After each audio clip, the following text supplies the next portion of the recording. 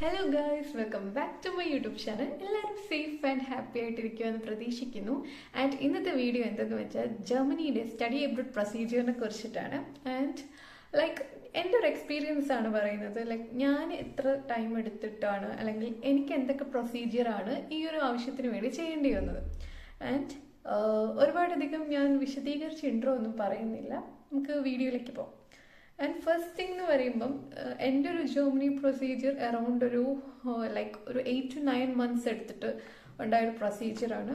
ഞാൻ അതിൻ്റെ ഒരു റിസർച്ച് സ്റ്റാർട്ട് ചെയ്തത് ഏകദേശം ഒരു 2024 അല്ല 2023 ഒരു ഒക്ടോബർ നവംബർ ആ ഒരു ടൈമിലാണ് ഞാൻ ഒരു റിസർച്ച് ഏകദേശം സ്റ്റാർട്ട് ചെയ്തത്. ലൈക്ക് ആദ്യം എനിക്ക് കുറേ അധികം ഡൗട്ട്സ് ഉണ്ടായിരുന്നു, ഏത് കൺട്രി ചൂസ് ചെയ്യണം, ജർമ്മനി, സ്വീഡൻ, കാനഡ, UK, അങ്ങനെ ഒരുപാട് ക്വസ്റ്റ്യൻസ് ഇങ്ങനെ തലയിൽ ഇങ്ങനെ നിൽക്കുമായിരുന്നു.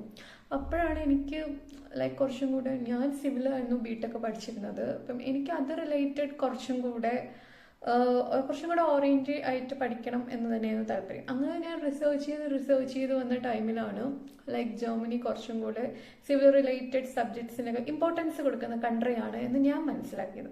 അപ്പം അങ്ങനെയാണ് ഞാൻ ജർമ്മനി ചൂസ് ചെയ്യാനുള്ള കാര്യം. ആൻഡ് പിന്നെ ജർമ്മനി പബ്ലിക് യൂണിവേഴ്സിറ്റീസ് ഫ്രീ എഡ്യൂക്കേഷനാണ്, അതും ഒരു കാര്യം തന്നെയാണ്. ആൻഡ് അങ്ങനെ ഞാൻ അങ്ങനെയാണ് ഞാൻ കൺട്രി ഫിക്സ് ചെയ്തത്. ആൻഡ് എൻ്റെ ഏജൻസിയെ കുറിച്ചിട്ടുള്ള വീഡിയോസൊക്കെ ഞാൻ എൻ്റെ ലൈക്ക് വീഡിയോ എന്നല്ല, എൻ്റെ ഏജൻസിനെ കുറിച്ചിട്ടുള്ള ഡീറ്റെയിൽസൊക്കെ ഞാൻ വേറെ വീഡിയോയിൽ പറയാം. അത് ഞാൻ ഇതിനകത്ത് ഇൻക്ലൂഡ് ചെയ്യുന്നില്ല, ബിക്കോസ് എനിക്കിതിന് ഒരുപാട് ലെങ്ത് വീഡിയോ ആക്കാൻ താല്പര്യമില്ല. എനിക്കറിയില്ല ഇപ്പം തന്നെ ഇതിന് എത്ര ലെങ്ത് വരും എന്നുള്ളത്. ആൻഡ് ഞാൻ എൻ്റെ റിസർച്ചൊക്കെ സ്റ്റാർട്ട് ചെയ്തത് നവംബർ-ഡിസംബർ ടൈമിലാണ്. ഞാൻ അങ്ങനെ ഒരുപാട് ഏജൻസീസിനെ കൺസൾട്ട് ചെയ്ത് നോക്കിയിട്ടുണ്ടായിരുന്നു. ദെൻ എനിക്ക് ബെറ്റർ ആയിട്ടൊരു ഏജൻസിയൊന്നും ആ ടൈമിൽ കിട്ടിയിട്ടുണ്ടായിരുന്നില്ല. ആൻഡ് ഞാനിപ്പം എൻ്റെ ഒരു സ്റ്റഡി അബ്രോഡ് പ്രൊസീജിയേഴ്സ് ഒക്കെ കംപ്ലീറ്റ് ഒരു ബുക്കിലാക്കി ഇങ്ങനെ വെച്ചിട്ടുണ്ടായിരുന്നു, ലൈക്ക് ഡേറ്റ് വൈസ്. കാരണം പിന്നീട് ഇതുപോലെ ഒരു വീഡിയോ ചെയ്യുമ്പോൾ നിങ്ങൾക്ക് നോക്കി പറഞ്ഞു തരണമെങ്കിൽ ഒരു റെഫറൻസ് വേണമല്ലോ. അങ്ങനെയാണ് ഞാൻ ഇതെല്ലാം നോട്ട് ചെയ്ത് വെച്ചിട്ടുണ്ടായിരുന്നത്. ആൻഡ് ഫസ്റ്റ് പ്രൊസീജിയർ എന്ന് പറയുമ്പം ലൈക്ക് വേറെ കൺട്രീസ് പോലെയൊന്നും അല്ല ജർമ്മനി എന്ന് പറയുമ്പോൾ സംതിങ് നമ്മുടെ പ്രൊസീജിയേഴ്സ് ഒക്കെ ഒരു എൻറ്റയർലി ഡിഫറെൻ്റ് ആണ്. ഒന്നാമത്തെ കാര്യം നമുക്ക് ഒരു APS സർട്ടിഫിക്കേഷൻ എന്ന് പറഞ്ഞ ഒരു സർട്ടിഫിക്കറ്റ് വേണം. ലൈക്ക് APS എന്ന് പറയുമ്പം നമ്മുടെ നാട്ടിലുണ്ടായിരുന്ന നമ്മുടെ എല്ലാ അക്കാഡമിക്സിനും അവരൊരു വെരിഫിക്കേഷൻ ചെയ്യുന്ന പോലെയാണ്. അതായത് ആ ഒരു വെരിഫൈ ചെയ്തിട്ട് അവരൊരു ഒരു ഡിജിറ്റലി നമുക്കൊരു സർട്ടിഫിക്കറ്റ് മെയിൽ അയക്കും. ആ ഒരു സർട്ടിഫിക്കറ്റ് ഉണ്ടെങ്കിൽ മാത്രമാണ് നമുക്ക് വിസ പ്രൊസീജിയറിനും ഫർദർ പ്രൊസീജിയേഴ്സിനൊക്കെ നമുക്ക് അപ്പിയർ ചെയ്യാൻ പറ്റുള്ളൂ. അപ്പോൾ അതുകൊണ്ട് തന്നെ first important thing APS certificate ആണ്. APS സർട്ടിഫിക്കറ്റ് എടുക്കാനുള്ള ഞാൻ ഒരു വീഡിയോ നിങ്ങൾക്ക് വേണമെന്നുണ്ടെങ്കിൽ ഞാൻ സെപ്പറേറ്റ് ഒരു വീഡിയോ ആയിട്ട് ചെയ്യാം. അല്ലാന്നുണ്ടെങ്കിൽ നിങ്ങൾക്ക് www.apsindia.com എന്ന് പറഞ്ഞ വെബ്സൈറ്റിൽ നിങ്ങൾക്ക് വിസിറ്റ് ചെയ്ത് നോക്കാം. അപ്പോൾ അതിനകത്ത് ഡീറ്റെയിൽഡ് ആയിട്ട് കൊടുത്തിട്ടുണ്ടാവും. ആൻഡ് നിങ്ങൾ നോക്കുമ്പം നിങ്ങൾ ഏത് ഇൻടേക്കാണോ വരാൻ ഉദ്ദേശിക്കുന്നത്, ഇനിയിപ്പോൾ ബേസിക്കലി നെക്സ്റ്റ് സമ്മർ ഇൻടേക്കാണ്, 2025 സമ്മർ ഇൻടേക്കാണ് ഉടനെയുള്ള ഇൻടേക്ക്. അപ്പോൾ ആ ഒരു ടൈമിൽ എന്തൊക്കെയാണ് റൂൾസ് ഉള്ളത്, എന്തെങ്കിലും ചേഞ്ചസ് ഉണ്ടോ, ലൈക്ക് അതിൻ്റെ അപ്ഡേറ്റഡ് ആയിട്ടുള്ള ചെക്ക് ലിസ്റ്റ് നോക്കിയിട്ട് വേണം നിങ്ങൾ ഡോക്യുമെൻറ്റ്സ് പ്രിപ്പയർ ചെയ്യാനുള്ളത്. ഇപ്പോഴേ നോക്കി വെച്ചോളൂ, ബിക്കോസ് അല്ലെങ്കിൽ പിന്നെ ലാസ്റ്റ് ബുദ്ധിമുട്ടാവും. ബിക്കോസ് നമ്മൾ ആദ്യമേ പ്രോപ്പറായിട്ട് ഓറിയൻറ്റ് ചെയ്തില്ലെങ്കിൽ അവസാനമാകുമ്പം വിസയുടെ ടൈമിലൊക്കെ ആകുമ്പോൾ അത് കുറച്ച് ബുദ്ധിമുട്ടാവും. ആൻഡ് APSൻ്റെ ചെക്ക് ലിസ്റ്റ് എന്ന് പറയുമ്പം വേറെ ഒന്നുമില്ല, ബേസിക്കലി നമ്മുടെ 10th 12th certificates, mark sheets, പിന്നെ BTechൻ്റെ സർട്ടിഫിക്കറ്റ്, മാർക്ക് ഷീറ്റ്, പിന്നെ IELTSൻ്റെ സർട്ടിഫിക്കറ്റ് മാൻഡേറ്ററി അല്ല. ഇൻ കേസ് നിങ്ങൾക്ക് സർട്ടിഫിക്കറ്റ് ഉണ്ടെന്നുണ്ടെങ്കിൽ നിങ്ങൾക്ക് അതും കൂടെ വെക്കാം. ലൈക്ക് APS എന്ന് പറയുമ്പോൾ നമ്മുടെ എല്ലാ സർട്ടിഫിക്കറ്റ്സും നമ്മുടെ അക്കാഡമിക് റെക്കോർഡ്സ് അവർ വെരിഫൈ ചെയ്യുന്നതാണ്. ഇപ്പം നമ്മൾ APS ചെയ്യാൻ വേണ്ടിയിട്ട് അറൗണ്ട് ഒരു ഇന്ത്യൻ റുപ്പി 18,000 നമ്മൾ പേ ചെയ്യണം. അത് നമ്മൾ ഓൺലൈൻ വഴിയാണ് പേ ചെയ്യേണ്ടത്. GPay യൂസ് ചെയ്യാണ്ടിരിക്കുന്നതാണ് ബെറ്റർ, ലൈക്ക് ബാങ്ക് ട്രാൻസ്ഫർ അല്ലെങ്കിൽ GPay തന്നെ ബാങ്ക് ട്രാൻസ്ഫർ നിങ്ങൾക്ക് ചെയ്യാം. അപ്പം അങ്ങനെ നിങ്ങൾക്ക് ചെയ്യാൻ പറ്റും. കൂടുതൽ APS റിലേറ്റഡ് ഞാൻ വേറൊരു വീഡിയോയിൽ ചെയ്യാം നിങ്ങൾക്ക് വേണം എന്നുണ്ടെങ്കിൽ. അപ്പം അതാണ് APSൻ്റെ കാര്യങ്ങളൊക്കെ. പിന്നെ APS ചെയ്യുന്ന സമയത്ത് ശ്രദ്ധിക്കുക, നമ്മൾ ഈ ഓൺലൈനിൽ അപ്ലൈ ചെയ്യുന്നതിൻ്റെ കൂടെ തന്നെ ഈ ഡോക്യുമെൻറ്റ്സ് എല്ലാം നമ്മൾ ലൈക്ക് നമ്മൾ ഫിസിക്കലായിട്ട് നമ്മൾ സെൻഡ് ചെയ്ത് കൊടുക്കണം. പിന്നെ നമ്മുടെ പഠിച്ച യൂണിവേഴ്സിറ്റി ആയിട്ട് അവിടുത്തെ ഏതെങ്കിലും ഒരു പ്രൊഫസറായിട്ടൊരു കോണ്ടാക്ട് കീപ്പ് ചെയ്യുക. ബിക്കോസ് APS ഇന്ത്യയിൽ ഒരു മെയില് നമ്മുടെ പ്രൊഫസറിന് കിട്ടും. അപ്പോൾ അവർ വേണം അതിന് റിപ്ലൈ കൊടുക്കാനുള്ളത്, ലൈക്ക് ഇനി സ്റ്റുഡൻറ്റ് ഇവിടെ പഠിച്ചിട്ടുള്ളതാണ്, അപ്പോൾ സോ അങ്ങനെയുള്ള കാര്യങ്ങളൊക്കെ. അപ്പം അതാണ് APA സർട്ടിഫിക്കറ്റ് ആണ് ഇമ്പോർട്ടൻ്റ് ആയിട്ടുള്ള വേണ്ട ഒരു കാര്യം. പിന്നെ നമ്മുടെ ബേസിക് ആയിട്ടുള്ള എല്ലാ സർട്ടിഫിക്കറ്റ്സും വേണം, 10th 12th. പിന്നെ BTech ആണെങ്കിൽ, സോറി ഞാൻ ഇപ്പോൾ BTech എന്ന് പറയുന്നത് ഞാൻ BTech ആയതുകൊണ്ടാണ്, നിങ്ങളുടെ യൂണിവേഴ്സിറ്റി അപ്രൂവ് ചെയ്തിട്ടുള്ള ഡിഗ്രി സർട്ടിഫിക്കറ്റ്. ദെൻ പിന്നെ വേണ്ട എന്താണെന്ന് വെച്ചാൽ, നിങ്ങളിപ്പം ഓൾറെഡി നാട്ടിലിപ്പോൾ ഒരു മാസ്റ്റേഴ്സ് എന്തെങ്കിലും ചെയ്ത് പോസ്റ്റ് ഗ്രാജുവേഷൻ ആണെങ്കിൽ അതും വെച്ചോ, നല്ലതാണ്. ലൈക്ക് നമുക്ക് എന്തൊക്കെ അക്കാഡമിക് സർട്ടിഫിക്കറ്റ്സ് ഉണ്ടോ അതെല്ലാം വെക്കുക. ദെൻ പിന്നെ വർക്ക് ചെയ്തിട്ടുള്ളവരാണെങ്കിൽ അതിൻ്റെ വർക്ക് എക്സ്പീരിയൻസ് ഉണ്ടെങ്കിൽ വർക്ക് എക്സ്പീരിയൻസ് വെക്കുക. ബിക്കോസ് എന്താണെന്ന് വെച്ചാൽ, നമുക്കിപ്പം ഇയർ ഗ്യാപ്പ് എന്തെങ്കിലും ഉണ്ടെന്നുണ്ടെങ്കിൽ, ഇയർ ഗ്യാപ്പ് അല്ല, സോറി, സ്റ്റഡി ഗ്യാപ്പ് എന്തെങ്കിലും ഉണ്ടെന്നുണ്ടെങ്കിൽ ആ ടൈമിൽ നമ്മൾ വർക്ക് ചെയ്തിട്ടുണ്ടെങ്കിൽ അതൊന്ന് സപ്പോർട്ടീവായിട്ട് കാണിക്കാൻ വേണ്ടിയിട്ടാണ്. അപ്പം അങ്ങനെ വർക്ക് എക്സ്പീരിയൻസ് എന്തെങ്കിലും ഉണ്ട്, ഇന്റേൺഷിപ്പ് സർട്ടിഫിക്കറ്റ്സ് അങ്ങനെ എന്തെങ്കിലും ഉണ്ടെങ്കിൽ നമുക്ക് എന്തൊക്കെ പേർക്സ് ആയിട്ട് സർട്ടിഫിക്കറ്റ്സ് ഉണ്ടോ അതെല്ലാം നമുക്ക് ഇതിൻ്റെ കൂടെ വെക്കാം. ലൈക്ക് എത്രത്തോളം നമുക്ക് സർട്ടിഫിക്കറ്റ്സ് കാര്യങ്ങളൊക്കെ ഉണ്ടോ അത്രത്തോളം നമ്മുടെ നമ്മുടെ പ്രൊഫൈലിലൊന്ന് ബിൽഡപ്പ് ആവും. പിന്നെ ലൈക്ക് മെയിനായിട്ട് വേണ്ട എന്താണെന്ന് വെച്ചാൽ, ഇപ്പം നിങ്ങളുടെ കോഴ്സ്, നിങ്ങൾ എടുക്കാൻ ഉദ്ദേശിക്കുന്ന കോഴ്സ് ഏതാണോ, അതായത് ഇപ്പം സ്റ്റുഡൻറ് വിസയിലാണ് വരാൻ നിൽക്കുന്ന കുട്ടികൾക്ക് വേണ്ടിയിട്ടുള്ളതാണ് ഞാൻ മെയിനായിട്ട് പറയുന്നത്. അപ്പം എടുക്കാൻ ഉദ്ദേശിക്കുന്ന കോഴ്സ് ഏതാണോ ആ കോഴ്സിൻ്റെ സ്പെസിഫിക്കേഷൻസ്, അതിൻ്റെ ഡെഡ് ലൈൻസ് കാര്യങ്ങളെല്ലാം നന്നായിട്ട് ശ്രദ്ധിക്കാം. കാര്യം എന്താണെന്ന് വെച്ചാൽ, ഇപ്പം ലൈക്ക് നമ്മളിപ്പം ആ കോഴ്സിൻ്റെ കറക്റ്റ് ആയിട്ടുള്ള ഡീറ്റെയിൽസ് നോക്കിയില്ല എന്നുണ്ടെങ്കിൽ ചിലപ്പോൾ ബുദ്ധിമുട്ടായിരിക്കും. ഇപ്പം ജർമ്മനിയുടെ കേസിലാണെന്നുണ്ടെങ്കിൽ ചില കോഴ്സിനൊക്കെ ജർമ്മൻ ലാംഗ്വേജ് മാൻഡേറ്ററി ആണ്. ലൈക്ക് ഇപ്പോൾ ഏതെങ്കിലുമൊക്കെ ഒരു സെമ്മിൽ ലാംഗ്വേജ് വേണമെന്ന് പറയും. അപ്പോൾ നിങ്ങൾക്ക് ചിലപ്പം ജർമ്മൻ ലാംഗ്വേജിൻ്റെ ലൈക്ക് ഇത്ര ഒരു പ്രൊഫഷ്യൻസി ലെവലൊക്കെ ടെസ്റ്റ് നാട്ടിൽ നിന്ന് എടുത്തിട്ട് വരേണ്ടി വരും. അപ്പോൾ അതൊക്കെ ഒന്ന് നോക്കാൻ വേണ്ടിയിട്ട് നിങ്ങൾക്ക് വെരിഫൈ ചെയ്ത് നോക്കാവുന്നതാണ്. അപ്പം ആദ്യം എന്താ ചെയ്യേണ്ടതെന്ന് വെച്ചാൽ, നമുക്ക് താല്പര്യമുള്ള യൂണിവേഴ്സിറ്റി, നമുക്ക് ഇഷ്ടപ്പെട്ടിട്ടുള്ള കോഴ്സ്, അല്ലാണ്ട് ഇപ്പം ഇപ്പോൾ എൻ്റെ ഫ്രണ്ട് ആ കോഴ്സ് എടുത്തു അതുകൊണ്ട് ഞാനും അതെടുക്കാം എന്നുള്ള രീതിയിൽ എടുക്കുന്നത് അത്ര നല്ലതാണെന്ന് എനിക്ക് തോന്നുന്നില്ല. ബിക്കോസ് ഇതെല്ലാം നമ്മുടെ ഇൻട്രസ്റ്റ് ബേസ് ചെയ്തിട്ടാണ്. പിന്നെ ഏജൻസീനെ സമീപിക്കണം എന്ന് ഞാൻ പേഴ്സണലി പറയില്ല. കാര്യം ഞാനൊരു ഏജൻസീനെ സമീപിച്ചിട്ടാണ് വന്നത്. എനിക്ക് അത്ര നല്ല എക്സ്പീരിയൻസ് ഒന്നും ആയിരുന്നില്ല. ഏജൻസിയുടെ ഡീറ്റെയിൽസ് ഒന്നും ഞാൻ തൽക്കാലം ഇപ്പോൾ ഈ വീഡിയോയിൽ പറയുന്നില്ല. വേറൊരു വീഡിയോയിൽ അതിനെക്കുറിച്ച് ചെയ്യുന്നുണ്ട്, അപ്പോൾ അതിൽ ഞാൻ മെൻഷൻ ചെയ്തേക്കാം. ആൻഡ് നിങ്ങൾക്ക് സ്വന്തമായിട്ട് ചെയ്യാൻ പറ്റും എന്നുള്ള കോൺഫിഡൻസ് ഉണ്ടെങ്കിൽ നിങ്ങൾക്ക് തന്നെ ചെയ്യാം. അത് തന്നെയാണ് ഏറ്റവും ബെസ്റ്റ്. ബിക്കോസ് ഏജൻസി വഴി പോകുകയാണെങ്കിൽ അവരിപ്പോൾ നമ്മൾ പറയുന്ന എല്ലാ കോഴ്സും എല്ലാ യൂണിവേഴ്സിറ്റിയൊന്നും അപ്ലൈ ചെയ്യണമെന്നൊന്നുമില്ല. അവർക്ക് ടൈപ്പോ അല്ലെങ്കിൽ കുറച്ചും കൂടെ അവർക്ക് കിട്ടും എന്ന സാധ്യതയുള്ളതോ, അല്ലെങ്കിൽ ലൈക്ക് അവർക്കാണെങ്കിൽ നാട്ടിൽ നിന്ന് എങ്ങനെയെങ്കിലും സ്റ്റുഡൻസിന് ഏതെങ്കിലും ഒരു കോഴ്സിനെടുത്ത് പറഞ്ഞു വിട്ടാൽ മതി എന്നുള്ളൊരു ആറ്റിറ്റ്യൂഡാണ്. അതുകൊണ്ട് അവർ നമ്മളിപ്പോൾ പറയുന്നത് നമ്മുടെ ഇൻട്രസ്റ്റ് ഒന്ന് നോക്കണം എന്നൊന്നുമില്ല. ആൻഡ് അതാണ് ഏജൻസിയുടെ കാര്യങ്ങളൊക്കെ.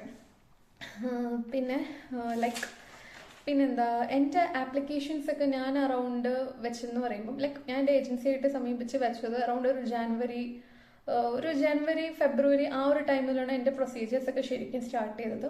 പിന്നെ നമ്മൾ പഠിച്ച യൂണിവേഴ്സിറ്റിയിൽ നിന്ന് MOE കളക്ട് ചെയ്യും, അതായത് മീഡിയം ഓഫ് ഇൻസ്ട്രക്ഷൻ കളക്ട് ചെയ്ത് വെക്കുക. ബിക്കോസ് ചില യൂണിവേഴ്സിറ്റിക്കൊക്കെ നമ്മൾ അപ്ലൈ ചെയ്യുന്ന സമയത്ത് അവർ like medium of instruction English ആയിരുന്നോ എന്ന് ചോദിക്കും. അപ്പോൾ അതുകൊണ്ട് ലൈക്ക് നമുക്കിപ്പോൾ ഇംഗ്ലീഷ് ഓറിയൻറ്റഡ് കോഴ്സ് ആണല്ലോ വേണ്ടത്, ബിക്കോസ് അതായിരിക്കുമല്ലോ എളുപ്പം. അപ്പോൾ അങ്ങനെ വരുമ്പോഴത്തേക്കും ഇംഗ്ലീഷിൻ്റെ ഒരു പ്രൊഫഷ്യൻസി കാണിക്കുന്ന സർട്ടിഫിക്കറ്റ് വേണം. IELTS സർട്ടിഫിക്കറ്റ് അല്ലാണ്ട് MOE വേണം. അപ്പം അതുകൊണ്ട് MOE കരുതി വയ്ക്കുക. പിന്നെ 2 സെറ്റ് LOR വേണം. അപ്പോൾ അതായത് ഇപ്പോൾ വർക്ക് ചെയ്യുന്നവരാണെങ്കിൽ വർക്ക് ചെയ്തിരുന്ന കമ്പനി ഏതാണോ ആ കമ്പനിയിൽ നിന്ന് ഒരു LOR, പിന്നെ പഠിച്ച യൂണിവേഴ്സിറ്റിയിൽ നിന്ന് നമ്മുടെ ഒരു പ്രൊഫസറിൻ്റെ ഒരു LOR വേണം. അപ്പം LOR ആണ് നമ്മുടെ യൂണിവേഴ്സിറ്റിയിൽ നിന്നൊക്കെ കോളേജിൽ നിന്ന് കളക്ട് ചെയ്യേണ്ടത്. LOR ഒക്കെയാണ് യൂണിവേഴ്സിറ്റിയിൽ നിന്ന് MOE കളക്ട് ചെയ്യുക.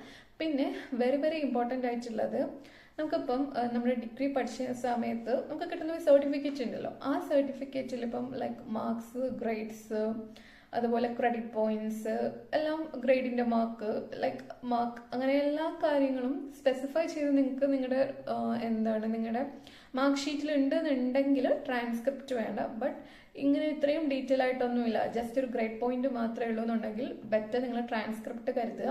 ബിക്കോസ് എന്താണെന്ന് വെച്ചാൽ ലൈക്ക് അവർക്ക് ട്രാൻസ്ക്രിപ്റ്റ് വെരിഫൈ ചെയ്യേണ്ട ആവശ്യം വരും. അതായത് നിങ്ങൾക്ക് എത്ര മാർക്സ് ഉണ്ട്, എല്ലാം പാസ്സാണോ അല്ലെങ്കിൽ എല്ലാം ഓക്കെ ആണോ എന്നൊക്കെ അറിയാം. അവർക്ക് ഡീറ്റെയിൽഡ് ആയിട്ടുള്ള മാർക്ക് സ്റ്റേറ്റ്മെന്റ് വേണം.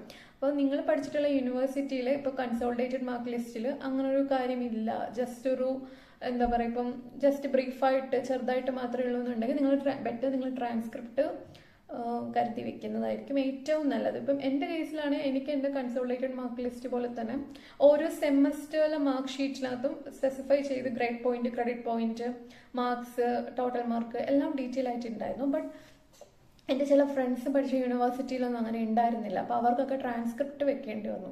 ലൈക്ക് ഇപ്പം കൺസോളിഡേറ്റഡ് മാർക്ക് ലിസ്റ്റ് ഉണ്ടെങ്കിലും അതിലും അത്ര ഡീറ്റെയിൽ ആയിട്ട് ഉണ്ടാവില്ല. അപ്പോൾ സോ ട്രാൻസ്ക്രിപ്റ്റ് ബെറ്റർ നിങ്ങൾ കരുതുന്നത് നന്നായിരിക്കും. അപ്പം നിങ്ങൾക്കിപ്പോൾ സെമസ്റ്റർ കാർഡിൽ എല്ലാം ഡീറ്റെയിൽ ആയിട്ട് ഉണ്ടെന്നുണ്ടെങ്കിൽ നിങ്ങൾക്ക് നിങ്ങളുടെ സെമസ്റ്റർ കാർഡ്സും കൺസോളിഡേറ്റഡ് മാർക്ക് ലിസ്റ്റും മതി. ട്രാൻസ്ക്രിപ്റ്റ് വേണമെന്നില്ല. അത് നിങ്ങളൊന്ന് ഇപ്പം ഡോക്യുമെൻറ്റേഷൻ സൈഡൊക്കെ നിങ്ങളൊന്ന് നന്നായിട്ടൊന്ന് അനലൈസ് ചെയ്തിട്ട് ചെയ്തു തുടങ്ങണം. പിന്നെ IELTS കേസ് നോക്കുവാണെങ്കിൽ ജസ്റ്റ് നമ്മൾ ഇപ്പം ക്ലാസ്സിന് പോയി പഠിക്കുക എന്നുള്ളവർക്ക് അത് നോക്കാം, അല്ലെങ്കിൽ സെൽഫായിട്ട് പ്രിപ്പയർ ചെയ്യണം എന്നുള്ളവർക്ക് സെൽഫായിട്ട് പ്രിപ്പയർ ചെയ്യാം. പക്ഷേ എന്നിരുന്നാൽ പോലും നമ്മുടെ യൂണിവേഴ്സിറ്റി അല്ലെങ്കിൽ നമ്മൾ പഠിക്കാൻ ആഗ്രഹിക്കുന്ന യൂണിവേഴ്സിറ്റി, നമ്മൾ പഠിക്കാൻ ഉദ്ദേശിക്കുന്ന കോഴ്സിന് ഇപ്പോൾ ചില യൂണിവേഴ്സിറ്റിക്കൊക്കെ ആണെങ്കിൽ ഒരു ഇത്ര ബാൻഡ് വേണം എന്ന് പറയും ഓവറോൾ, അല്ലെങ്കിൽ ഇത്ര സ്പെസിഫിക്കലി ഇൻഡിവിജ്വലി ഇത്ര ബാൻഡ്സ് വേണം എന്ന് പറയും. അപ്പം അങ്ങനെ വരുന്ന കേസിൽ ഇപ്പം 7 ആണ് അല്ലെങ്കിൽ 7.5 ബാൻഡ് വേണം എന്ന് പറയുവാണെങ്കിൽ നമ്മൾ കുറച്ചും കൂടെ ഓറിയൻറ്റ് ചെയ്ത് പഠിക്കാൻ നോക്കുക. അപ്പം ലൈക്ക് ഇപ്പോൾ ഇൻസ്റ്റിറ്റ്യൂട്ടിൽ പോയി പഠിക്കുന്നതാണ് കുറച്ചും കൂടെ ബെറ്റർ ആയിരിക്കും. കാര്യം നമുക്ക് അതുകൂടെ പ്രാക്ടീസ് ചെയ്യാനൊക്കെ കുറച്ചും കൂടെ ഒരു എന്താ പറയുക ഒരു പ്രോപ്പർ വേ ആയിരിക്കും. നമ്മൾ സെൽഫായിട്ട് പഠിക്കുന്നതിലും കുറച്ചുകൂടെ ബെറ്റർ ആയിരിക്കും. അപ്പോൾ അതൊക്കെ നിങ്ങളുടെ ഇഷ്ടം. ആൻഡ് IELTS ഞാൻ അപ്ലൈ ചെയ്ത സമയത്ത് എനിക്ക് 16,250 റുപ്പീസാണ് ആയത്. അത് ഈ വരുന്ന ഇൻടേക്സിലൊക്കെ IELTS ടൈമിൽ കുറച്ചും കൂടെ വേരിയേഷൻ വരും. 1,000 to 1,000 റുപ്പീസ് വരെ ഇൻക്രിമെൻറ്റ് വരാമെന്നാണ് കഴിഞ്ഞ വർഷം പറഞ്ഞത്. അപ്പോൾ ഈ വർഷം എത്രയാണെന്ന് എനിക്കറിയില്ല. അപ്പം ലൈക്ക് ഇതൊക്കെയാണ് ഇനിഷ്യലി എനിക്ക് വേണ്ടി വന്നിരുന്ന ചിലവ്. പിന്നെ നമ്മളിപ്പം യൂണി അസിസ്റ്റ് വഴിയാണ് ആപ്ലിക്കേഷൻ നമ്മളിപ്പം, അതായത് നമ്മൾ ഇത്ര യൂണിവേഴ്സിറ്റിയിലേക്ക് ട്രാൻസ്ഫർ ചെയ്യാന്നുണ്ടെങ്കിൽ അതിനൊരു ഇത്ര എമൗണ്ട് വരും. അറൗണ്ട് ഒരു 25,000 to 30,000 വരെ വരാൻ ചാൻസ് ഉണ്ട്. നമ്മൾ വെക്കുന്ന യൂണിവേഴ്സിറ്റി അനുസരിച്ചിട്ട് നമുക്കിപ്പോൾ ഒരു ഇത്ര ഓരോ യൂണിവേഴ്സിറ്റിക്കും നമുക്കൊരു ഇത്ര എമൗണ്ട് നമുക്ക് യൂണി അസിസ്റ്റ് വഴി നമ്മൾ പേ ചെയ്യണം. എന്നാൽ മാത്രമേ നമുക്ക്, അതായത് ഒരു ആപ്ലിക്കേഷൻ ഫീ ആണ്, എന്നാലും മാത്രമാണ് നമുക്ക് അത് പ്രൊസീജിയർ കംപ്ലീറ്റ് ആക്കാൻ പറ്റുള്ളൂ. ഇതൊക്കെയാണ് മെയിനായിട്ട് ഡോക്യുമെൻറ്റ്സ് എന്ന് പറയുക. പിന്നെ എന്താ പറയുക, നമ്മുടെ പേഴ്സണലി ആയിട്ടുള്ള എല്ലാ ഡോക്യുമെൻറ്റ്സും കരുതി വയ്ക്കുക. Like Aadhaar card, pan card, അങ്ങനെയുള്ള എല്ലാ ഡീറ്റെയിൽസ്, നമ്മുടെ ബാങ്ക് അക്കൗണ്ട് എല്ലാം പക്കയായിരിക്കണം. കാര്യം എന്താണെന്ന് വെച്ചാൽ നമുക്ക് പിന്നീട് ബ്ലോക്ക്ഡ് എമൗണ്ട് ഒക്കെ ഇടേണ്ട ടൈമിൽ ഇതൊക്കെ ആവശ്യം വരും. പിന്നെ ഇമ്പോർട്ടൻ്റ് ആയിട്ടുള്ള ഡോക്യുമെൻറ്റ്സ് എന്ന് പറയുമ്പം സ്റ്റേറ്റ്മെൻറ്റ് ഓഫ് പർപ്പസ് ആണ്. സ്റ്റേറ്റ്മെൻറ്റ് ഓഫ് പർപ്പസ് എന്ന് പറയുമ്പം ലൈക്ക് നമ്മൾ എന്തുകൊണ്ടാണ് നമ്മൾ ലൈക്ക് ആ ഒരു പെർട്ടിക്കുലർ യൂണിവേഴ്സിറ്റി അല്ലെങ്കിൽ ആ ഒരു പെർട്ടിക്കുലർ കോഴ്സ് ചൂസ് ചെയ്യുന്നത് എന്തുകൊണ്ടായിരിക്കണം എന്ന് നമ്മൾ ബ്രീഫായിട്ട് ലൈക്ക് അത്രയും ഡീറ്റെയിൽ ആയിട്ട് നമ്മൾ പറയാം. എന്തുകൊണ്ട് why we choose that course, അല്ലെങ്കിൽ എന്തുകൊണ്ട് നമ്മൾ ഈ യൂണിവേഴ്സിറ്റി പ്രിഫർ ചെയ്തു, അതിൻ്റെ റീസൺസ് എന്താ നമ്മൾ നന്നായിട്ട് സബ്സ്റ്റാൻഷിയേറ്റ് ചെയ്ത് എഴുതുക. ലൈക്ക് ഇപ്പോൾ ഒരാൾ ചെയ്തത് വെച്ചിട്ട് അതേപോലെ തന്നെ രീതിയിൽ ചെയ്യണം എന്ന് ഞാൻ ഒരിക്കലും പ്രിഫർ ചെയ്യില്ല. ബിക്കോസ് നമ്മുടേതായ ഒരു യുണീക്നെസ് ആണ് അവർ നമ്മുടെ SOP നോക്കുന്നത്. അപ്പോൾ അതൊക്കെ ഒന്ന് ശ്രദ്ധിക്കുക. കാര്യം പലർക്കും ഈ യൂണിവേഴ്സിറ്റിയിൽ നിന്നൊക്കെ റിജക്ഷൻ വരാൻ സാധ്യത നമ്മുടെ SOP പക്കയല്ല എന്നുണ്ടെങ്കിൽ മാത്രമാണ്. പിന്നെ അതുപോലെ തന്നെ ഇപ്പം നമ്മളിപ്പോൾ 5 യൂണിവേഴ്സിറ്റിക്ക് നമ്മൾ അപ്ലൈ ചെയ്യുന്നുണ്ടെങ്കിൽ 5 യൂണിവേഴ്സിറ്റിക്കും 5 SOP കരുതണം. അതായത് നമ്മളിപ്പോൾ ഓരോ SOPയിലും എന്തുകൊണ്ട് നമ്മൾ ആ യൂണിവേഴ്സിറ്റി എടുത്തു, നമ്മൾ എന്തുകൊണ്ട് ആ കോഴ്സ് എടുത്തു, അതായത് നമ്മളിപ്പം ആ കോഴ്സ് ലൈക്ക് നമ്മൾ ആ കോഴ്സ് എടുക്കാൻ എന്താണ് റീസൺ, അതിൻ്റെ ജോബ് സ്കോപ്പ്, അല്ലെങ്കിൽ എന്താ പറയുക അതിന് ജർമ്മനിയായിട്ട് എന്താണ് കണക്ഷൻ, അത് ജർമ്മനിയിൽ എത്രയ്ക്കും സാധ്യതയുള്ള കോഴ്സാണോ, അങ്ങനെയൊക്കെ നമുക്ക് അവരെ കൺവിൻസ് ചെയ്യാൻ പറ്റണം. അതായത് ലൈക്ക് നമ്മളിപ്പോൾ ആ യൂണിവേഴ്സിറ്റി ചെന്ന് അവർക്കൊരു അസറ്റ് ആണ് എന്ന് നമ്മുടെ സ്റ്റേറ്റ്മെൻറ്റ് ഓഫ് പർപ്പസ് വായിക്കുമ്പോൾ തോന്നണം. അപ്പം അങ്ങനെയൊക്കെയുള്ള കാര്യങ്ങളാണ് സ്റ്റേറ്റ്മെൻറ്റ് ഓഫ് പർപ്പസിൽ ഇൻക്ലൂഡ് ചെയ്യേണ്ടത്. പിന്നെയുള്ളതെന്ന് പറയുമ്പം എല്ലാ യൂണിവേഴ്സിറ്റീസിൻ്റെ ഡെഡ് ലൈൻസ്, അതായത് നിങ്ങളിപ്പം അപ്ലൈ ചെയ്യാൻ ഉദ്ദേശിക്കുന്ന യൂണിവേഴ്സിറ്റീസ് ഏതൊക്കെയാണോ ആ യൂണിവേഴ്സിറ്റീസിൻ്റെ ഡെഡ് ലൈൻസ് നന്നായിട്ട് ചെക്ക് ചെയ്യുക. എപ്പോഴും ഡെഡ് ലൈനിന് മുമ്പ് മാക്സിമം ഒരു യൂണിവേഴ്സിറ്റി ആപ്ലിക്കേഷൻ ഇൻവൈറ്റ് സ്റ്റാർട്ട് ചെയ്യുന്നത് എപ്പോഴാണോ അപ്പോൾ തന്നെ നിങ്ങൾ നിങ്ങളുടെ ആപ്ലിക്കേഷൻസ് കൊടുക്കുക. അല്ലെങ്കിൽ പിന്നീട് അത് ഭയങ്കര ബുദ്ധിമുട്ടായിരിക്കും. ബിക്കോസ് ഡെഡ് ലൈനിൻ്റെ അടുത്ത സമയത്തൊക്കെ കൊടുക്കുന്ന ആപ്ലിക്കേഷൻ ആണെങ്കിൽ യൂണിവേഴ്സിറ്റി അക്സെപ്റ്റ് ചെയ്യണം എന്നില്ല. പിന്നെ നിങ്ങൾ ഉദ്ദേശിക്കുന്ന കോഴ്സ് ഓപ്പൺ അഡ്മിഷൻ ആണോ റെസ്ട്രിക്റ്റഡ് അഡ്മിഷൻസ് ആണോ എന്നൊക്കെ ചെക്ക് ചെയ്തിട്ട് വേണം നിങ്ങൾ അപ്ലൈ ചെയ്യുക. പിന്നെ നിങ്ങളുടെ കോഴ്സിൻ്റെ എലിജിബിലിറ്റി, അല്ലെങ്കിൽ ഇപ്പം എന്താ പറയുക ഈ വിസ റിജക്ഷനൊക്കെ വരാനുള്ള മെയിൻ കേസസ് ആണ്. നമ്മൾ നാട്ടിൽ പഠിച്ച കോഴ്സുമായിട്ടൊന്നും ഒരു ബന്ധമില്ലാത്ത കോഴ്സാണ് അപ്ലൈ ചെയ്യുന്നുണ്ടെങ്കിൽ ചിലപ്പോൾ ഓഫർ ലെറ്റർ പോലും കിട്ടിയെന്ന് വരില്ല. ഇനിയിപ്പോൾ ഇൻ കേസ് ഓഫർ ലെറ്റർ കിട്ടിയാലും എന്താ പറയുക ലൈക്ക് വിസയ്ക്ക് ചിലപ്പോൾ റിജക്ഷൻ വരാം. അവരെ നോക്കുമ്പം അവർ അൺഫിറ്റായിട്ട് നമ്മൾ അൺഫിറ്റാണെന്ന് അവർക്ക് തോന്നിക്കഴിഞ്ഞാൽ പിന്നെ അവർ നമ്മൾ എടുക്കണം എന്നില്ല. അപ്പോൾ ഇതൊക്കെയാണ് നിങ്ങൾ എന്താ പറയുക ഡോക്യുമെൻറ്റ്സ് പ്രിപ്പയർ ചെയ്യുമ്പോൾ ശ്രദ്ധിക്കേണ്ടത്. പിന്നെ ലൈക്ക് വേറെ കൺട്രീസ് പോലെയല്ല, നമ്മൾ ജർമ്മനിയിലാകുമ്പോഴത്തേക്കും ഫിനാൻഷ്യൽ പ്രൂഫായിട്ട്, അതായത് നമ്മളിപ്പോൾ വിസയ്ക്ക് വെക്കുന്ന ടൈമിൽ ഒരു ഫിനാൻഷ്യൽ പ്രൂഫ് നമ്മൾ കാണിക്കണം.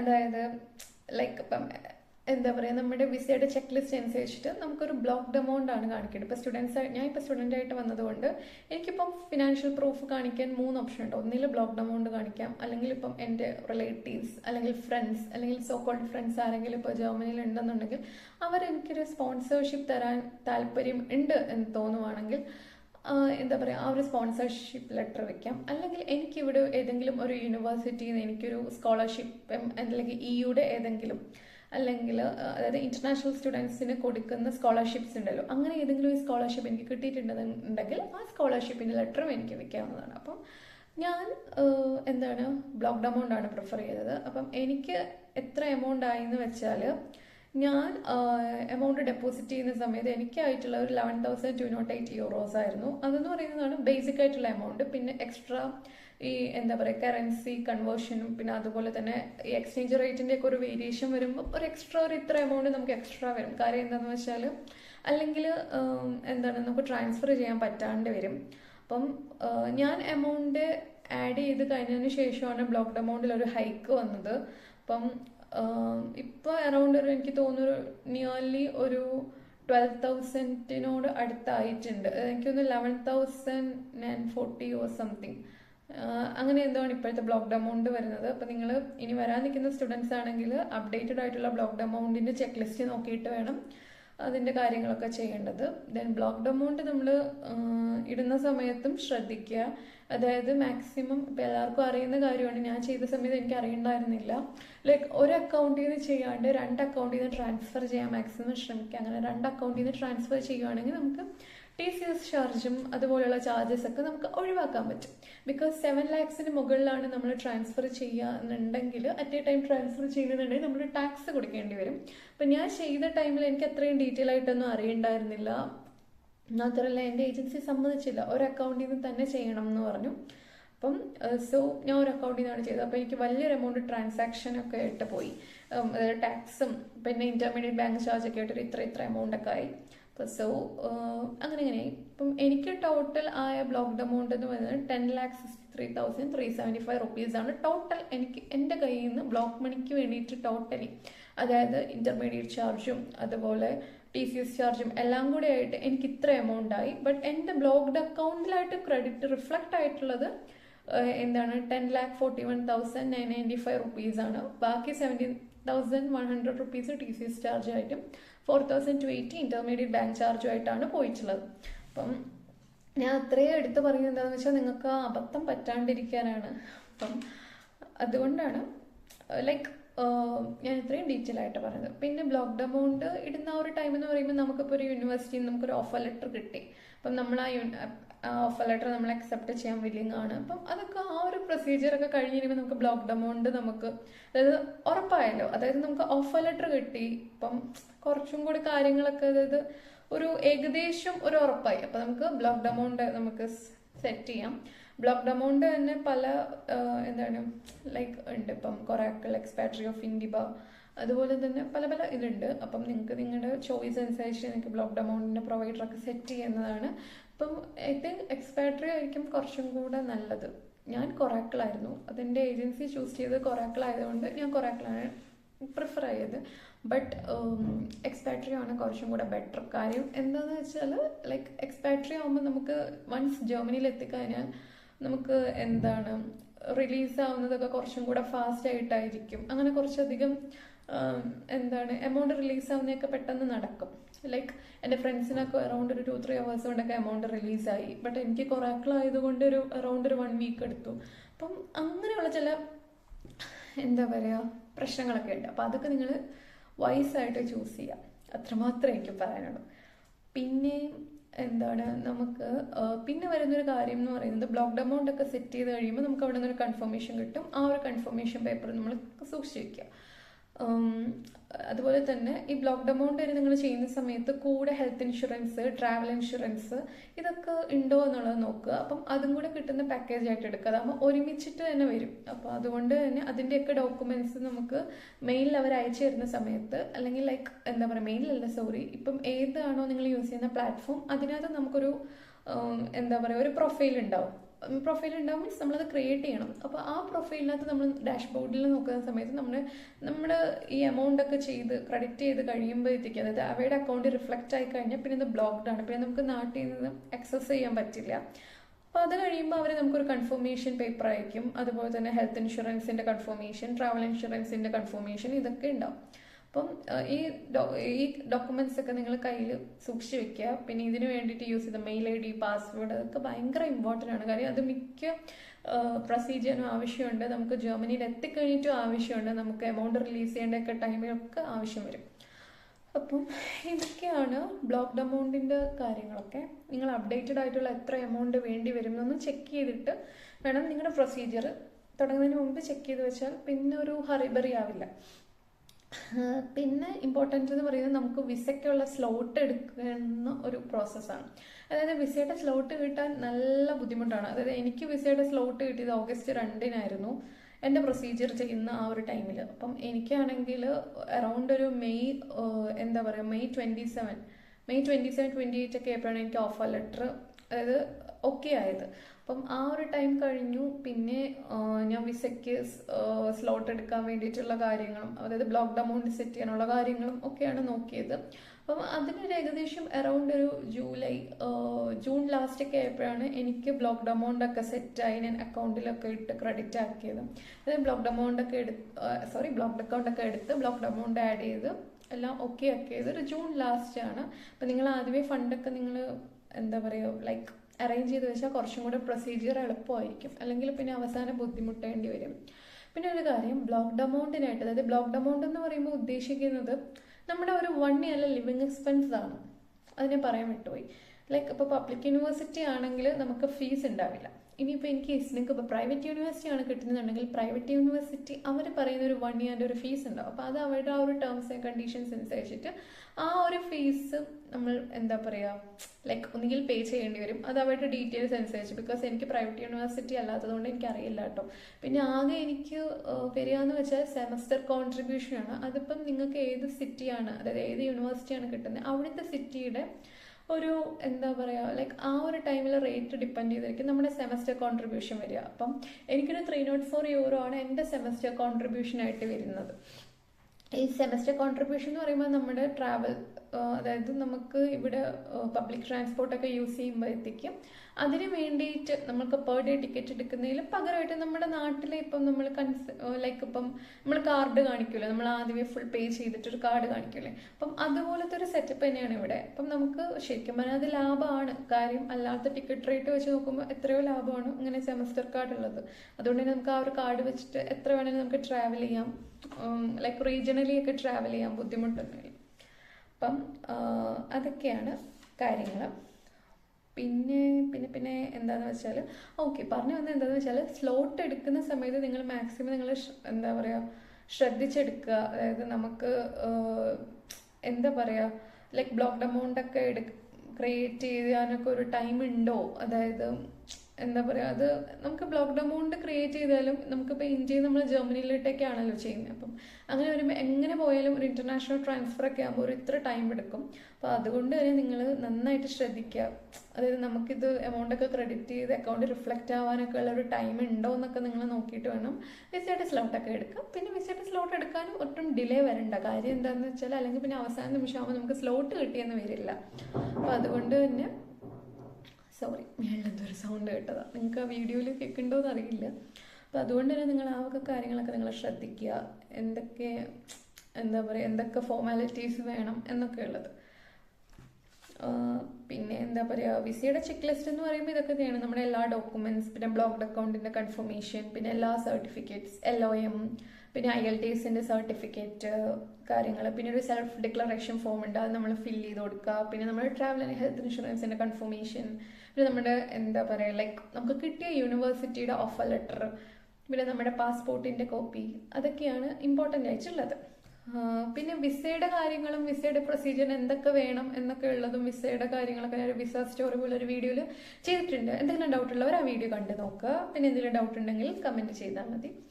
അപ്പം ഇതൊക്കെയാണ് എനിക്ക് എൻ്റെ സ്റ്റഡി അബ്രോഡിൻ്റെ കാര്യങ്ങൾ എന്ന് പറഞ്ഞിട്ട് പറയാനുള്ളത്. പിന്നെ എനിക്ക് എത്ര എക്സ്പെൻസ് ആയി എന്ന് വെച്ചാൽ, ഇപ്പം ഞാനൊരു ഏജൻസി വഴിയാണ് വന്നിട്ടുള്ളത്. അപ്പോൾ അതുകൊണ്ട് തന്നെ എനിക്കൊരു എക്സ്ട്രാ കുറച്ച് എമൗണ്ട്സ് ആയിട്ടുണ്ട്.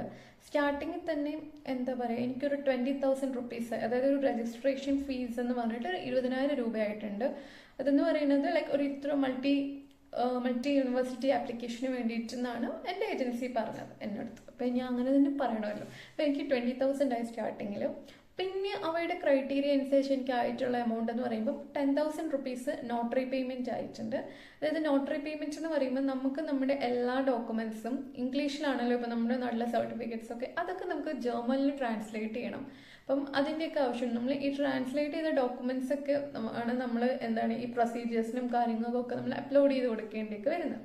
അപ്പോൾ നോട്ടറി പേയ്മെൻറ്റ് 10,000 റുപ്പീസ് എനിക്ക് എക്സ്ട്രാ ആയി. പിന്നെ എനിക്ക് ഓഫർ ലെറ്റർ വന്ന സമയത്ത്, ഓഫർ ലെറ്റർ അക്സെപ്റ്റ് ചെയ്യുന്ന സമയത്ത് ഒരു 1.5 lakh ആയി. അതെന്ന് പറയുന്നത് ഏജൻസിയുടെ ഫീസാണ് കേട്ടോ. കാര്യം അവർ പറയുന്നത് എന്താണെന്ന് വെച്ചാൽ ഏജൻസിക്ക് ഡയറക്റ്റ് പബ്ലിക് യൂണിവേഴ്സിറ്റി ആയതുകൊണ്ട് കമ്മീഷൻ കിട്ടില്ല. ബിക്കോസ് പബ്ലിക് യൂണിവേഴ്സിറ്റിയിൽ ഫീസ് ഇല്ലല്ലോ. അപ്പം അതുകൊണ്ട് തന്നെ അവർ ഒരു സർവീസ് ചാർജ് പോലെ വാങ്ങിക്കുന്നുണ്ട്. 1.5 lakh ആണ് എനിക്കായത്.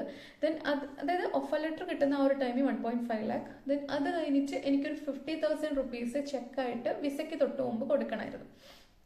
അപ്പം ഇതാണ് എനിക്ക് ഒരു ഏജൻസി റിലേറ്റഡും കാര്യങ്ങളൊക്കെ ആയിട്ടുള്ളത്. പിന്നെ APS ഒരു 18,000 റുപ്പീസ് ആയിട്ടുണ്ട്.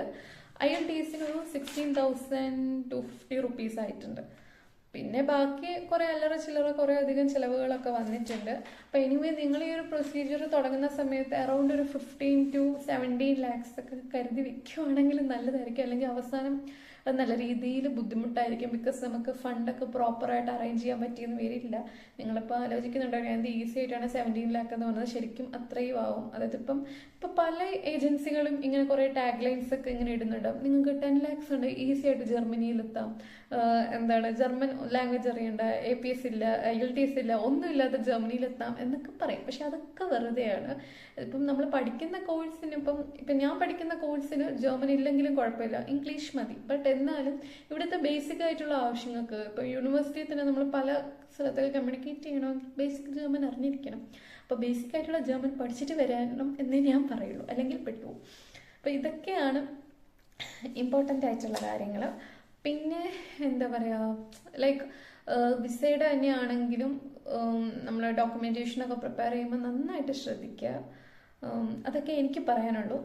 പിന്നെ പിന്നെ ബാക്കി വിസ വന്നു കഴിഞ്ഞാൽ പിന്നെ നമുക്ക് പ്രൊസീജിയേഴ്സ് ഒക്കെ ആവശ്യം വരും. അതായത് നമ്മുടെ എൻറോൾമെൻറ്റ് സർട്ടിഫിക്കറ്റ് ഒക്കെ എടുക്കുക, അതായത് അതിൻ്റെ എൻറോൾമെൻറ്റ് പ്രൊസീജിയർ ചെയ്യുക. അതിപ്പോൾ ഓരോ യൂണിവേഴ്സിറ്റിയുടെ ക്രൈറ്റീരിയ അനുസരിച്ച് എൻറോൾമെൻറ്റ് ചെയ്യേണ്ട പ്രൊസീജിയേഴ്സ് ഒക്കെ ഒരു ഡിഫറെൻ്റ് ആണ്. അപ്പം അതെല്ലാം നിങ്ങൾക്ക് ഏത് യൂണിവേഴ്സിറ്റി ആണോ കിട്ടുന്നത് അതനുസരിച്ചിട്ട് നിങ്ങൾ എൻറോൾമെൻറ്റും കാര്യങ്ങളും എല്ലാം നോക്കി അതനുസരിച്ച് ചെയ്താൽ മതി.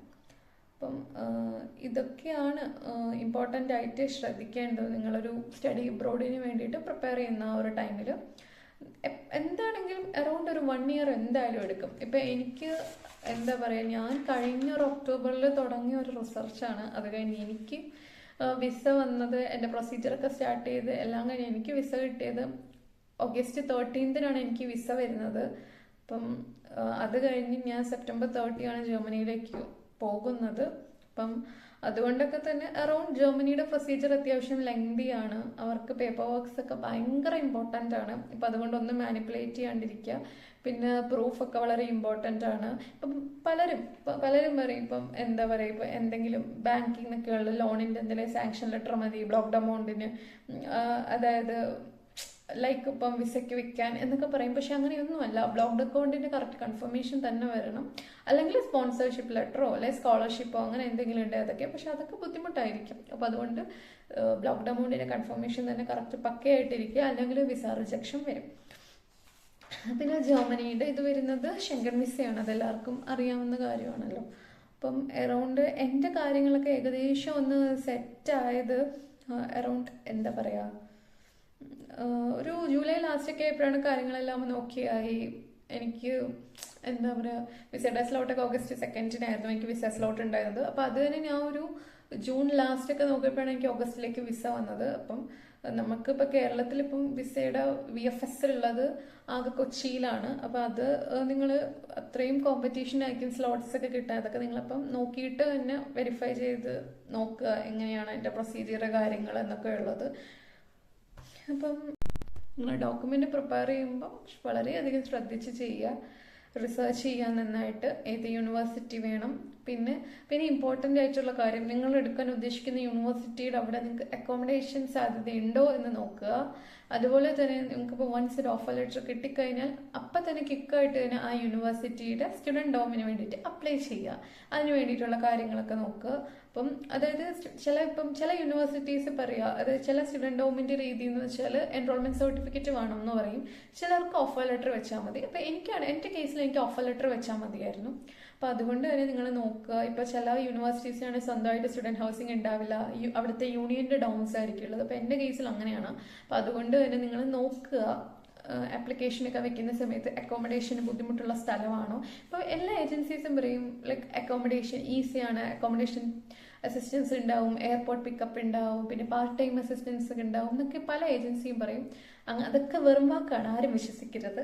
അപ്പം നിങ്ങൾ അതൊക്കെ നോക്കിയും കണ്ടിട്ടും വേണം എന്താണ് പ്രൊസീജിയർ തുടങ്ങുമ്പോൾ എന്താ പറയുക ചെയ്യേണ്ടത്. അല്ലെങ്കിൽ പിന്നെ അവസാനം വളരെയധികം ബുദ്ധിമുട്ടേണ്ടി വരും.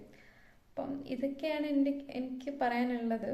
ആൻഡ് ഇത് പെട്ടെന്ന് എടുത്തൊരു വീഡിയോ ആണ്. ഞാൻ ഓൾമോസ്റ്റ് എല്ലാ കാര്യങ്ങളും കവർ ചെയ്തു എന്നാണ് വിശ്വസിക്കുന്നത്. മെയിനായിട്ടുള്ള കാര്യങ്ങളെല്ലാം പറഞ്ഞിട്ടുണ്ട്. പിന്നെ ഒരു കാര്യം പറയാൻ മറന്നുപോയി. വിസയ്ക്ക് വെക്കുന്ന സമയത്ത് ലെറ്റർ ഓഫ് മോട്ടിവേഷൻ, അതായത് LOM എന്ന് പറയുന്ന സംഭവം വേണം. അതായത് LOM എന്താ ഉദ്ദേശിക്കുന്നതെന്ന് വെച്ചാൽ നമ്മൾ എന്തുകൊണ്ട് ജർമ്മനി ചൂസ് ചെയ്തു, why we choose Germany. Like ഇപ്പം വെറുതെ നമ്മൾ ചുമ്മാ ഇറലവൻ്റ് ആയിട്ടുള്ള കാര്യങ്ങൾ പറയാം, നമുക്ക് എന്തുകൊണ്ട് അല്ലെങ്കിൽ നമുക്ക് ജർമ്മനിക്ക് വേണ്ടിയിട്ട് എന്ത് ചെയ്യാൻ പറ്റും. അപ്പോൾ അങ്ങനെയുള്ള കാര്യങ്ങളൊക്കെ സബ്സ്റ്റാൻഷിയേറ്റ് ചെയ്യുന്ന ഡോക്യുമെന്റ്സ് ഒക്കെ പ്രിപ്പയർ ചെയ്ത് വെക്കുക. LOM ഒക്കെ നല്ല ഡീറ്റെയിൽ ആയിട്ട് പ്രിപ്പയർ ചെയ്യുക. കാര്യം നമ്മുടെ വിസ ഓഫീസറിന് തോന്നണം നമുക്ക് എന്താണ് വിസ ഇഷ്യൂ ചെയ്യണം എന്ന് അവർക്ക് തോന്നണം. ആ രീതിയിൽ കൺവിൻസ് ചെയ്തിട്ട് വേണം LOM പ്രിപ്പയർ ചെയ്യേണ്ടത്. നമ്മുടെ LOMൻ്റെ നമ്മുടെ ഡോക്യുമെന്റേഷൻസിൻ്റെ ഒക്കെ ഒരു ഇതുപോലെ ഇരിക്കും. നമുക്ക് എത്ര മന്ത്സ് വിസ അല്ലെങ്കിൽ എത്ര ഇയേഴ്സ് വിസ കിട്ടണം എന്ന് അവർ തീരുമാനിക്കുന്നു. ഇപ്പം നിങ്ങളുടെ ഇപ്പം പല ഏജൻസികളും പറയും അവർ തന്നെ SOP അവർ തന്നെ LOM പ്രിപ്പയർ ചെയ്യാം എന്നൊക്കെ പറയും. പക്ഷേ ബെറ്റർ നിങ്ങൾ നല്ലവണ്ണം പ്രിപ്പയർ ചെയ്തേക്കും. കാര്യം ബിക്കോസ് എൻ്റെ എക്സ്പീരിയൻസ് പറയുവാണ്, എനിക്ക് എൻ്റെ ഏജൻസി എൻ്റെ വിസയുടെ ഡേറ്റ് കിട്ടുന്ന, അതായത് വിസ അപ്പോയിൻമെൻറ്റ് ഡേറ്റിന് വളരെ ഒരു ദിവസം മുമ്പാണ് എൻ്റെ എല്ലാ ഡോക്യുമെൻറ്റ്സും എനിക്ക് തന്നത്. അപ്പോൾ ഞാൻ വെരിഫൈ ചെയ്ത് നോക്കിയ സമയത്ത് എൻ്റെ ലെറ്റർ ഓഫ് മോട്ടിവേഷനിലൊക്കെ ഒരുപാട് മിസ്റ്റേക്സ് ഉണ്ടായിരുന്നു. അപ്പം അതുപോലെ തന്നെ കവർ ലെറ്റർ വേണം, കവർ ലെറ്ററിൽ മിസ്റ്റേക്സ് ഉണ്ടായിരുന്നു. അപ്പോൾ അതൊക്കെ നമുക്ക് പിന്നീട് ബുദ്ധിമുട്ടായിരിക്കും. പിന്നെ ഞാൻ വേറെ ലെറ്റർ ഓഫ് മോട്ടിവേഷൻ വേറെ കവർ ലെറ്ററും എൻ്റെ സ്വന്തമായിട്ടും ചെയ്തും വേറെ രീതിയിലൊക്കെ ചെയ്തിട്ടാണ് ഞാൻ വെച്ചത്. ഞാൻ ഇപ്പോഴും വിശ്വസിക്കുന്നു ഞാൻ സ്വന്തമായിട്ട് വെച്ചതുകൊണ്ട് തന്നെയാണ് എനിക്ക് വിസ കിട്ടിയത്. ലൈക്ക് അല്ലാന്നുണ്ടെങ്കിൽ എനിക്ക് തോന്നുന്നില്ല. കാര്യം അത്രയ്ക്കും മിസ്റ്റേക്സ് ഉണ്ടായിരുന്നു അവർ ചെയ്തു തന്നിട്ടുള്ള ഡോക്യുമെന്റ്സിലൊക്കെ. അപ്പോൾ അതുകൊണ്ട് നിങ്ങൾക്ക് ആ ഒരു അബദ്ധം പറ്റാണ്ടിരിക്കട്ടെ. അപ്പോൾ അതൊക്കെ നിങ്ങൾ ആദ്യമേ പ്രിപ്പയർ ചെയ്ത് തുടങ്ങുക, അല്ലെങ്കിൽ അവസാനം എത്തുമ്പം ബുദ്ധിമുട്ടായിരിക്കും. അപ്പം APS എങ്ങനെ ചെയ്യണം, അതുപോലെ ഇപ്പം നിങ്ങൾക്ക് IELTS എക്സാം ബുക്ക് ചെയ്യുന്നതിന് ഡൗട്ടോ അങ്ങനെ എന്തെങ്കിലും ഉണ്ടെന്നുണ്ടെങ്കിൽ ഈ വീഡിയോയുടെ താഴെ കമൻറ്റ് ചെയ്താൽ മതി. അപ്പം ഞാൻ അതിൻ്റെ ഒരു വീഡിയോ സെപ്പറേറ്റ് ചെയ്യാം, അല്ലെങ്കിൽ ഡൗട്ടുള്ളവർക്ക് ഞാൻ പറഞ്ഞു തരാം. ഇതൊക്കെയാണ് ഇമ്പോർട്ടൻ്റ് ആയിട്ടുള്ള ഇൻഫർമേഷൻസ് എന്ന് പറയുന്നത്. അപ്പോൾ ഇത്രയൊക്കെ തന്നെയുള്ളൂ ഇന്നത്തെ വീഡിയോയിലുള്ളൂ. ഞാൻ എല്ലാ ഏരിയയും കവർ ചെയ്തു എന്നാണ് വിശ്വസിക്കുന്നത്. ഞാൻ വീണ്ടും പറയുവാണ്, എന്താണ് ലൈക്ക് നിങ്ങൾക്ക് ഒറ്റയ്ക്ക് ചെയ്യാൻ പറ്റുമെങ്കിൽ അത് തന്നെയാണ് ഏറ്റവും ബെറ്റർ. ബിക്കോസ് നമ്മൾ നമുക്ക് വേണ്ടി ചെയ്യുന്നത് പോലെ വേറെ ആരും നമുക്ക് വേണ്ടി ഒന്നും ചെയ്തു തരില്ല. അത് നിങ്ങൾ ആദ്യം മനസ്സിലാക്കണം. അപ്പോൾ അതുകൊണ്ട് തന്നെ ഡു റിസർച്ച്, അത് അത്രേ എനിക്ക് പറയാനുള്ളൂ. അപ്പം ഇന്നത്തെ വീഡിയോ ഇപ്പോൾ ഇത്രയൊക്കെ ഉള്ളൂ. 2025 സമ്മർ ഇൻടേക്കിൽ വരാൻ നിൽക്കുന്നവർക്ക് എല്ലാവർക്കും വരാൻ പറ്റട്ടെ. All the best. ആൻഡ് നിങ്ങൾക്ക് എന്തെങ്കിലും ഡൗട്ട്സ് ഉണ്ടെങ്കിൽ ഡു കമൻറ്റ്. ആൻഡ് ഇന്നത്തെ വീഡിയോ നമ്മളിവിടെ വൈൻഡ് അപ്പ് ചെയ്യണം. ബൈ.